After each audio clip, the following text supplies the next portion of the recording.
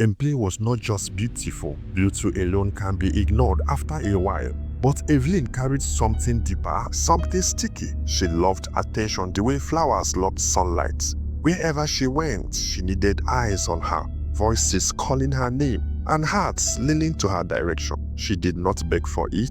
She simply existed in a way that made people offer it freely. Juliet met Evelyn 4 months earlier on a Monday morning at the gym. The gym was quiet, filled with the sound of light music and the soft clenching of weights. Juliet was struggling with a treadmill when Evelyn stepped beside her, smiling like they had known each other for years. "You are doing great," Evelyn said casually.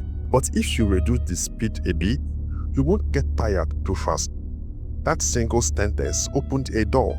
They talked while walking slowly on the treadmill. At first, it was small talk, jobs, work stress, gym routine.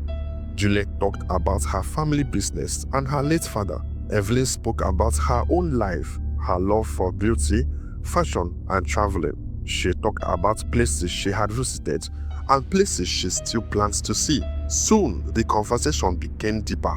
They discussed hairstyle, what kind of hair to plait, which salon were the best, which style make people look richer and more confident. They talked about bag stylists and shared pictures on their phone. Time moved fast. By the time they left the gym, something had formed. A friendship, but not a deep one. Juliet thought she knew Evelyn, but she only knew the surface.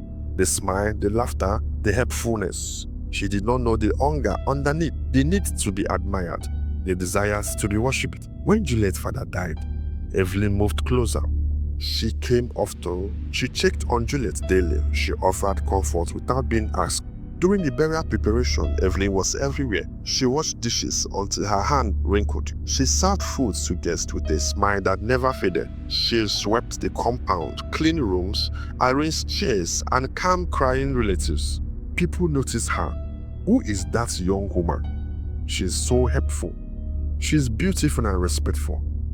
Each comment fed her quietly. Luke noticed her too.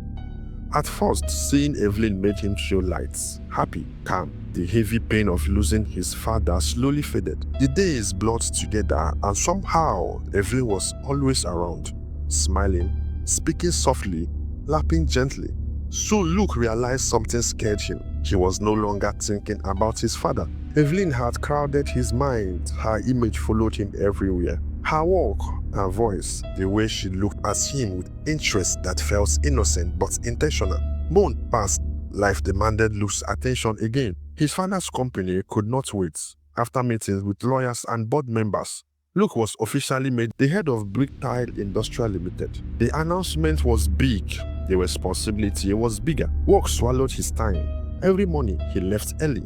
Every evening he returned tired. He rented a modern duplex in a quiet estate closer to the office. He needed space, independence, and in control. Yet even the pressure, Evelyn remained. They started talking more. At first, it was harmless. Texts checked up on him, calls asking how work went, message praising his strength and leadership. "You are doing so well," she would say. "Your father would be so proud of you." Those words touched him deeply. Soon, the calls became longer. Laughter filled the quiet space of his evening. Evelyn listened closely, asked questions, admired his idea. She made him feel important, not just as a CEO, but as a man. Evelyn liked that Luke was busy. Busy men crave rest, but hearts crave comfort. She slowly became that comfort. One evening after a long day, Luke invited her over. "Come and see the place," he said casually. "You haven't been here before." Evelyn smiled on the phone. "I would love to." She arrived dressed simply, but perfectly. Not loud, not flashy, just enough to draw attention. The kind of beauty that looks effortless but is carefully planned. Luke welcomed her in, proud of his home, proud of his progress. They talked, they laughed, they ate.